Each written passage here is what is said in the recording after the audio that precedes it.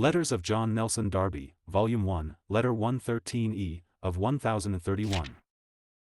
p. 217, G. Gosby, Beloved Brother, I know nothing of communion entered into with those from whom I was separated. Would to God this were restored, but it must be on true and solid ground.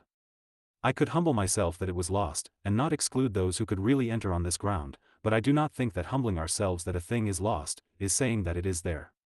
The moment the meeting seemed to lose the character of humiliation, though keeping its form, but that it was practically spent, and began in spirit to turn into intercession, it was closed.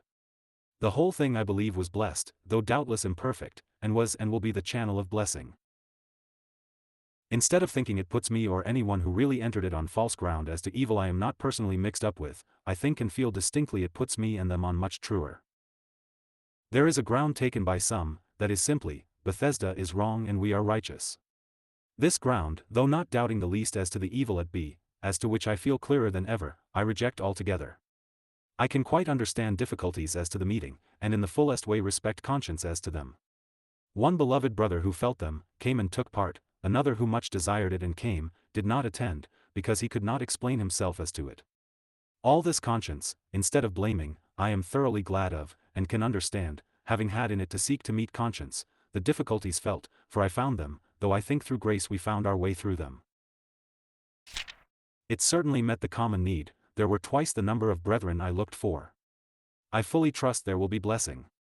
I believe grace was in action towards others, but I have no consciousness of having given up a single principle I have. The ground taken by a very few I do not take. At any rate, it has been so far light as to bring out the thoughts of all hearts. Ever affectionately yours. I feel that humiliation of self was a primary need of the soul and primary claim of God. To do it on the bare ground of righteousness, whatever particular evil I might judge, seems to me to deny it. July 27, 1852. 51113E